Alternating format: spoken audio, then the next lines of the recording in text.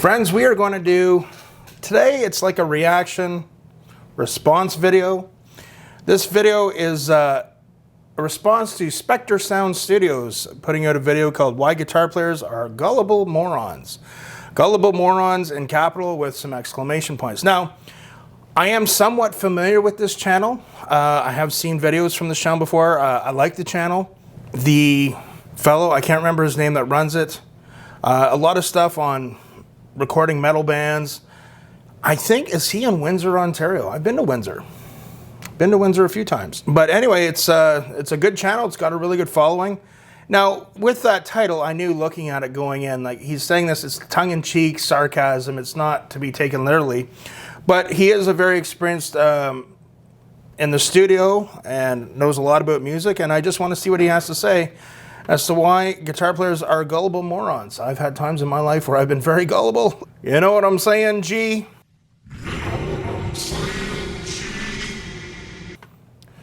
Okay, let's check it out. All right, everybody!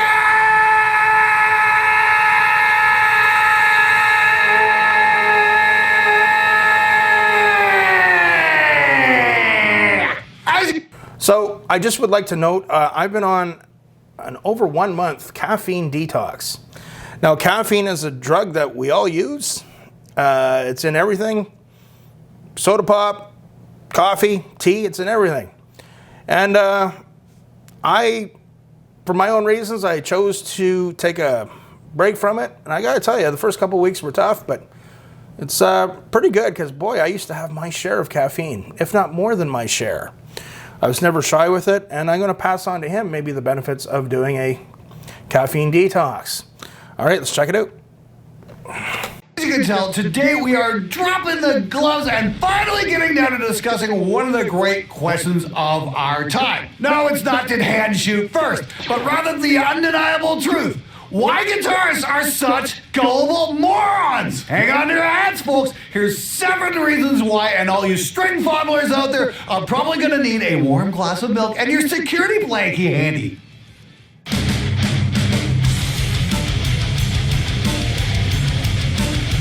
I like this guy already. I have seen some videos from this channel, and I like it. I like what he does. It's cool. He's very animated. He's almost like a cartoon character. Number 1, insecurity. Wait, did you not get the memo about the crippling self-doubt and crushing imposter syndrome that goes hand in hand with being a musician or a bass player? The usual factor of this is multiplied by the number of strings that you play, so guitars could potentially be 12 times or more as bad. Well, luckily, the marketing strategies of countless companies and the intellectual black hole of guitar forums have a handy solution for you. Retail therapy! Yes, you too can buy your way to happiness, spending money that you don't have on equipment that you don't need. The gear you have now can't possibly be perfectly adequate for your tuneless flail. No, you must have new and better, and you must have it now! Whoever came up with the phrase, a fool and his money are easily parted, probably sold guitars for a living, because if there is a more gullible group of consumers than guitarists, we haven't found it yet. Of course, those gigantic manufacturing corporations have your best musical aspirations at heart, not their bottom line. The jabbering shit monkeys on forums are absolutely concerned with making you a better musician. So he's got a valid point here, guys. I, like many of you out there, back many years ago, I was chasing my tail when it came to gear and trying this and doing that and programming things. As I have said many times, and as I have really tried to get across, I've started a new series of What's in My Pedal Board. All you really need, especially if you're a working grunt, playing gigs, all you really need is a good amp, a few pedals, a good guitar, and your fingers. What he is saying is pure wisdom, my friends. It's very true. Let alone when you get into these expensive processor units, floor processor units or whatever, and you're playing to a crowd of really drunk people, and I've seen this in country audiences, I've seen this in metal audiences, and they get up on stage and they're stomping around and doing crazy stuff, stage diving, just being silly up trying to sing in the mic, and they're drinking. And beer spills all over the console and it's done. Or people step on where the adapters connect, the power adapters connect, or where other cables connect into the unit and they break it. So it requires extensive warranty, servicing, repair, and it's just a big headache. If it's a pedal, no problem. This is pure knowledge. This is gold, what he's telling you guys. Rather than fueling their own self-important online narcissism.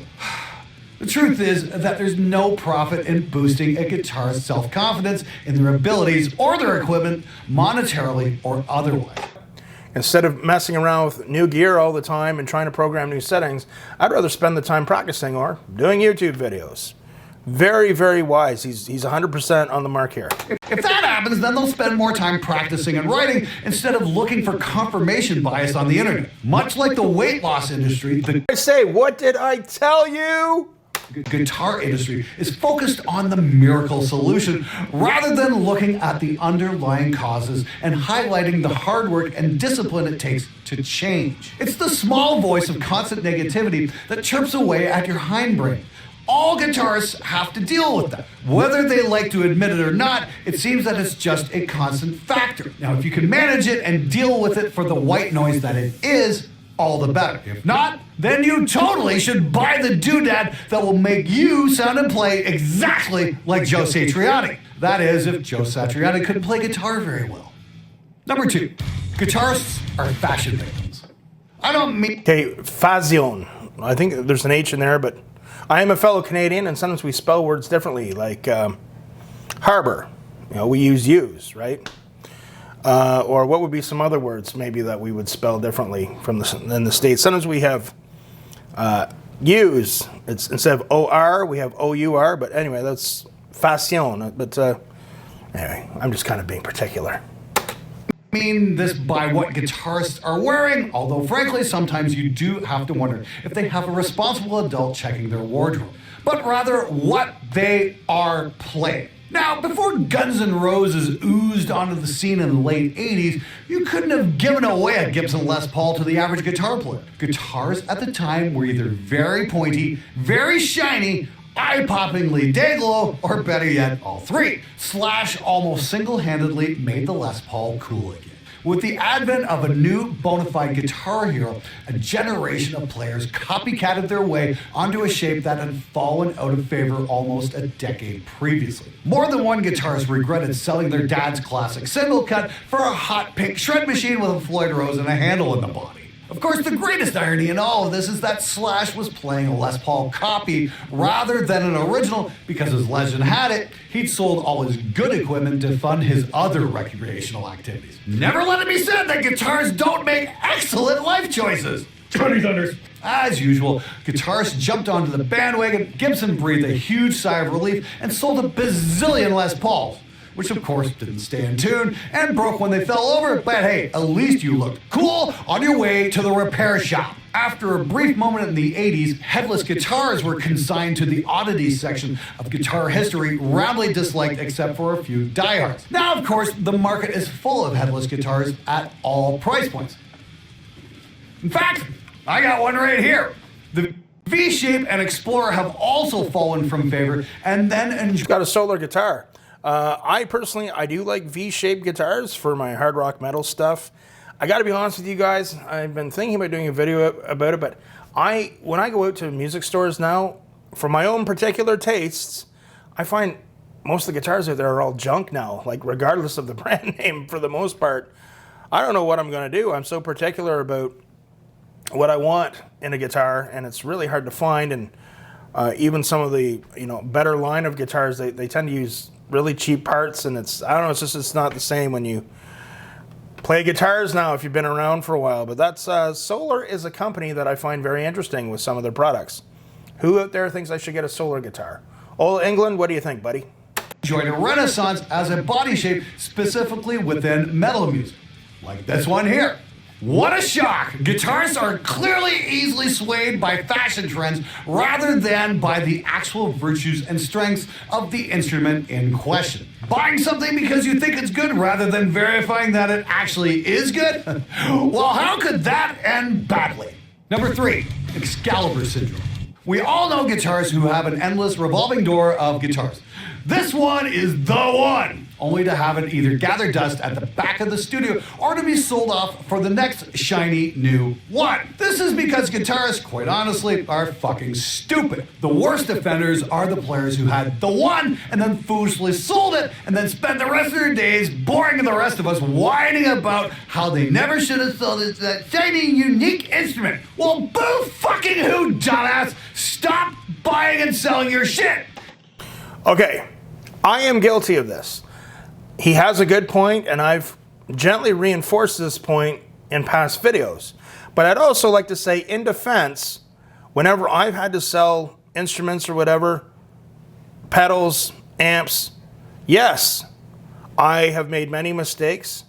Sometimes I've done it out of necessity for money. I remember being in a relationship at one point in time, and the woman and her children, if I did not sell my Randy Rhoads Flying V guitar from Jackson, which was a great guitar, we wouldn't have had money for Christmas that year. There's been times where I just needed money. It happens. And, you know, I really wasn't one for having bad habits, if you know what I'm saying, like a lot of musicians. I was always relatively responsible with money. But we all get these things happen to us in life, you know. Sometimes people have a bad experience in a band, or, you know, maybe they've been just at music. Music has been their focus for years, and they're like, you know what, I got to take a break. I got to do something else. For me, when I had my musical burnout, I was supporting someone else's family. I was working God knows how many hours a week. I had 100 guitar students. I had my own music school. I was gigging on weekends. I was always under tremendous pressure to make money for other people. And it got to me at one point several years ago, and I needed to take a break from guitar and music. Sadly, looking back, and of course the person you're with often is very encouraging for you to just sell things, clear out, not take up so much room. I had a cargo trailer worth thousands of dollars of lighting and sound production. Now, as I'm piecing together a small little PA system for myself, I'm kicking myself in the butt every time I have to go out and look for a product, and I refuse to buy anything new. It has to be used. It just drives me nuts. But it's sometimes, in defense of guitar players, sometimes in life we don't know what curveballs life is going to throw at us, and sometimes we do the best we can to deal with things. I made a video a while ago about Schecter guitars. Sometimes they get a bad rap. About 10 years ago, I had two Schecter guitars that I loved. As I said, I'm very particular about guitars, and when I go out now to music stores and look at guitars and try them, I'm not too happy with what I see. I don't know what I'm going to do. Maybe when the channel gets big enough at some point in time, I can approach a company and see if we can work something out. I don't know, but I love those two Schecter guitars. They're amazing. They're beautiful. They had active EMG pickups in them, and they just look like a work of art. And when I had my burnout moment, I sold it to a student of mine who's doing really well with his guitar playing. I had since been in contact with him, asking him if he would like to sell them back to me, and he does not want to. And understandably, they were great guitars, and I'm kicking myself in the rear end for that. They were amazing guitars. I've looked online for used versions, and they're very hard to find. I actually found one of them online from a fellow in Toronto, which is several hours from here, and I sent him text messages, and I sent him emails through the classified ad he put it up, and he didn't respond, even just to say it's sold. God, that ticks me off. But anyway, it does happen. Things happen in life, but I am with him when I say just be very mindful if you're going through a hard time or you think you're done with music. Maybe instead of just selling it, you know, you probably, that $400 or $500, whatever you might get for it, you know, do you really need that money? You know, can you get by? Just put it away somewhere and just take your time and think about it. Never make big decisions in haste or when you're not in a good place emotionally in your life. Carry on, shall we? It is an expensive stew of poor impulse control, readily available credit, and Excalibur syndrome. Excalibur syndrome. But the movie Excalibur is absolutely one of my favorites. That insane proposition that there is only one perfect guitar for a particular player, and that they will find it if only they search long enough, and they don't run out of money. This, of course, is complete and utter bullshit. Are you actually arrogant enough to believe that you are so fucking special that only one instrument could possibly be good enough to grace your gifted hands? Go fuck yourself. There are so many great guitars out there that by simple probability alone, countless instruments will do exactly what you need them to do. The problem lies in that if you stop doing all that research, hunting, and spending, that you'll actually have to play the fucking thing. As Crosby, Stills, and Nash pointed out, love the one you're with. And no, bass players, that does not mean you can go and hump your guitar now. Please put your pants back on. Number 4, the vintage scam. For those of us of a certain age, there was a period of time when there were only 2 kinds of musical equipment, new and used. New stuff had new price, and used stuff had a used price. See, it's pretty straightforward, right? Unfortunately, the collectors and marketers got their greedy fucking paws involved, and now the vintage label has been used to jack up prices on gear simply because it is old. And Have you guys, vintage or not, have you guys been out to music stores and seen the price of things? You know, I was at a very popular music store about a week ago or so, and I looked at the prices of some items that I used to actually own. I used to own them. And it just blew my mind. I'm thinking, you know, a lot of these people must turn to a life of crime to be able to afford this. just because something is old does not mean it is good. Since all the fuss about stuff from the 50s and 60s has now rendered most of that era's equipment unattainable for the rest of us, it's interesting that the previously reviled 70s and even early 80s gear has shot up in price and marketability. Now, I'm not saying there's a cynical manipulation of the market based on supply here, but, oh wait, yes, that's exactly what I'm saying, for fuck's sakes! Now, how does this travesty come to pass? Because you fucking idiots keep paying those prices! That's why! For the sake of argument, let's apply the same values to another commodity, and hopefully this nonsense will become just a little bit clearer. Let's say you'd like to buy a computer, so I will attempt to sell you one from 1986. Unfortunately, I can't sell you one from the 50s, although I'd love to, but... You know, I'm not really a vintage guitar or amp guy. You know, I'm really not. I get what I feel is what works for me. And now at my age and my experience, I have a pretty good idea of what that is. You know, I know a lot of guys that collect vintage guitars, and I got to be completely honest, I'd say at least half of them can't play very well. But it's just never been something that I've been into. I know what I like, and you know, of course I have regrets of equipment that I've sold over the years, but I've just never been a vintage guy. You know, I did a video about, well, it was over a year ago. I went into this amazing music store. It's near Toronto. And it was out in the middle of nowhere. And there's this awesome store, and they have all these great guitars. And he showed me, yeah, it was a 55 Gibson SG, and he showed it to me. You can check out the video. It's one of the first ones I posted here on my YouTube channel. And, you know, I'm not, you know, I appreciated it for what it was, and that, you know, it would generate a lot of interest, and they were very expensive. They were vintage. And I appreciate it, and it was interesting, but it was not something that I'd ever have an interest in playing. He is right. I think we kind of really put this almost legendary value on things that are vintage. I never did, but I will say that, you know, some of the guitars that I have got two Ibanez guitars from the late 80s that play amazing. And I've never played an Ibanez guitar that plays the same since. You know, if Ibanez ever want to talk to me about it or figure something out, hey, hi Ibanez. But yeah. There aren't any, and even if there were, they'd be the size of my fucking garage. This compact here is vintage. They just don't make them like this anymore. Yes, it's made from way older components, which are unreliable, and they can't be fixed except by a very specialized technician. Oh, and you can't use it anywhere that's damp, hot, cold, or dry. You better leave it in a climate-controlled box, actually. Well, yes, of course, new computers are made from better components in state-of-the-art facilities, but technically they're both computers and do the same thing. Oh, and just smell the plastic. And wait till you feel this keyboard. Just think about that for a second. Would you ever buy a computer based solely on how the keyboard feels? I love you. In fact, would you buy any commodity other than clothes based on how it feels? Is this sinking in? We fetishize guitars because we love them just a little bit more than is healthy. Ultimately, a guitar is a plank with wires stretched across it, and remain that until we pick them up and play them. There's nothing worse than a guitar behind glass because they need to be played, not just looked at. So ask yourself a hard question. Are you a guitarist or a collector? Because those two are very different things, and you should make your purchases accordingly. Number 5, the MacGuffin effect. According to Wikipedia, in a world of fiction, a MacGuffin is an object, device, or event that is necessary to the plot and motivation of the characters, but insignificant, unimportant, or irrelevant in itself. You guys know where I'm going with this.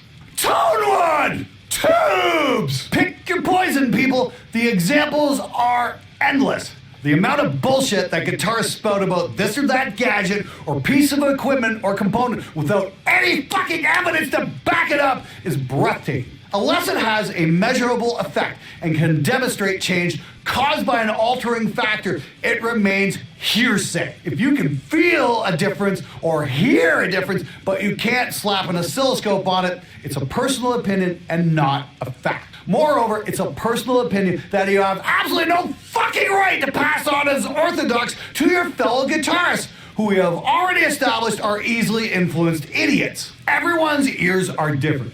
My scriptwriter has quite severe hearing loss, and he literally can't hear a guitar tone, drum break, or piece of music the same way that I do. But he can definitely read a waveform the same way that I do. So what you hear cannot be taken as anything other than your personal experience until you actually fucking measure it. The variac is case in point. For those of you who don't know, a variac is a variable transformer that allows an increase or decrease in the voltage from a power supply to a piece of equipment. They can be used to help boost a weaker voltage or turn down one that's too hot. Eddie Van Halen used one back in the day. Experienced veteran musicians whose opinions I otherwise take very seriously will swear up and down that they can hear or feel a difference depending on how much voltage is fed to an amplifier. Unfortunately, it's a difference that I can't hear at all. Once again, the scientific method has to be applied before we make pronouncements on a given subject. Edward Van Halen is often credited with using the variac to change the sound of his amplifiers to help create his famous Brown sound. In his own words from an interview with the Smithsonian in 2017, he used the variac to reduce the master volume on a too loud Marshall amp and to boost the voltage to a different imported Marshall from England that the standard North American 110 volts couldn't power properly. The key word here is volume, not tone or color or feel. Volume. That's it. There is so much mythology around his guitar tone, and rightfully so because it's fucking legendary. It's easy to stray from fact into opinion, especially when dealing with one of the greatest guitarists of all time. Want me to stop harping on this? Want to prove me wrong? Go buy yourself some oscilloscopes and make some evidence-based videos. Show me where the sound of the amp is being changed when a variac is introduced, because I would love to be shown where I'm getting this wrong. Yeah, like that's ever gonna happen. Number 6, snake oil. As if guitarists creating the... Just to comment on that one too, I think a lot what he's saying is true, of course.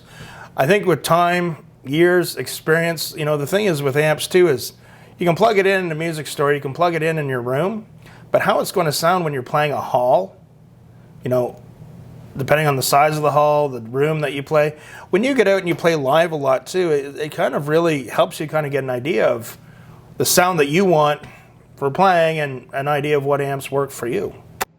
Their own nonsensical opinions on equipment wasn't bad enough. There's always the musical equipment industry waiting to sell you completely useless things for 4 easy payments of $29.95. There's a litany of truly useless things that guitarists have been dumb enough to buy, thinking it'll make them play better rather than just practicing. Remember those spring things that you used for your fingers? Maybe you could use them as to warm up. I remember those were in the guitar magazines all the time. I never bought those. Has anyone ever bought those?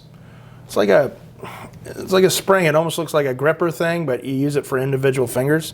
Anyone ever use those? I was able to get my fingers pretty fast without them, but they're always there, lurking in the shadows. More tortuous finger stretchers, color-fingered condoms, mammoth tusk picks, the list goes on and on. Kind of like they used to sell these stickers that you could put on the frets to tell you what each of the notes are. And I like, when I teach the chromatic scale to students, I say, just memorize it. I give them a few tips to help them memorize it, but just learn the notes, man. Come on. They used to lurk in the back pages of guitar magazines, but now they are all over the internet, and guitarists are still buying them in droves. I've got an example right here. Gold-plated guitar strings? Wow, I'm totally going to kick Ingve's ass with these. All of this useless crap can be best summed up by the phrase attributed to P.T. Barnum. There's one born every minute. Number 7, guitarists are addicts. Playing guitar can become addictive very quickly. Now think about all the guitarists that you know. Do they have addictive personalities? Exactly. So now you have a bunch of dopamine-hungry noodleheads chasing the next high. Is it any wonder that guitarists are prone to rash purchases, swayed easily by strong opinions and fashion trends? As addictions go, there are worse ones clearly, but unfortunately guitar players are often prone to all the other ones too. Maybe try getting addicted to practicing instead, and actually practicing rather than finding out how you can solo just like Edward Van Hendricks without learning skills. Now available on GuitarLessonMark.com for just 4 easy. You know, and he's right, and I'm going to do a video about that sometime. I've been collecting in my travels some of these videos of these lessons that pop up, and it's just like, oh my God. People will pay to find an easier way. Hey, that's a good saying. People will pay to find an easier way. Guys, at some point, you got to practice. You got to put in a bit of what I call the grind time. A lot of people don't even know how to practice properly. I'm going to do some videos on that soon. But, oh, when I get these guys popping up saying, oh, you don't need theory and you don't need to know scales and just work with me for 2 minutes a day for a week and we'll have your fingers moving. So it's like, oh my God. People, wake up. I'm with them. Payments of $29.99. Get it now. Guitars can, of course, those giant. If that before Guns and Roses, yeah, there we go. Guitars at the guitar. Oh. That was a really good video. Actually, I had seen this content before. I'm actually going to. I'm going to subscribe. SpectreStudios. I really like that. I really like this production too. But again, this is an experienced guy. Probably decades in the business, the industry, a musician too, from my understanding. He speaks the truth. He speaks the truth. I see it.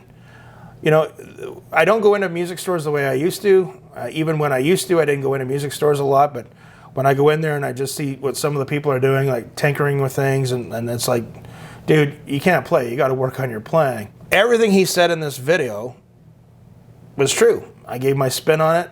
You know, it's just something where people, sometimes you have to learn the hard way and find out for yourselves. But what he said was very true. And actually, Spectre Media Group, I'm going to follow them on Instagram right now. Watch this, Instagram. Spectre Media at Spectre. And the R before the E, is that a Canadian thing? Spectre Media Group. Glenn Fricker. Okay. I really liked it. It was a good video. He's really giving a lot of tips to people. You know, I understand about selling equipment. Sometimes things happen in life, you know, when you need money or, you know, you think you're done with music. But here's the reality, and I'm going to add a footnote to this.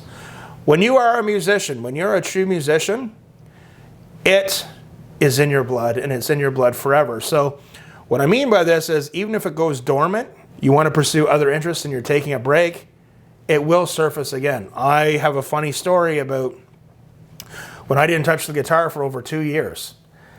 And what sparked it was a really weird dream I had one night. I started dreaming about playing live. I started dreaming about playing on stage. I started dreaming about music. And then one day I had a really bizarre dream. I got to do a video about it one of these days. And it just clicked back in for me. But it is good to think, okay, so I'm not into music right now, but before I make any big decisions to selling this amp or this guitar, maybe I'll just leave it for a few months. Put it in storage or something. Great video, loved it. I subscribed to SpectreSoundStudios, and I would encourage everyone out there to watch it. There's some good nuggets of information out there. Yes, I'm bucking the trend by directing people to another YouTube channel, but I honestly do want the best for the viewers and guitar players out there. What an amazing video. Loved it. Good job, Glenn. Remember, practice hard, but practice smart, and we'll see you soon.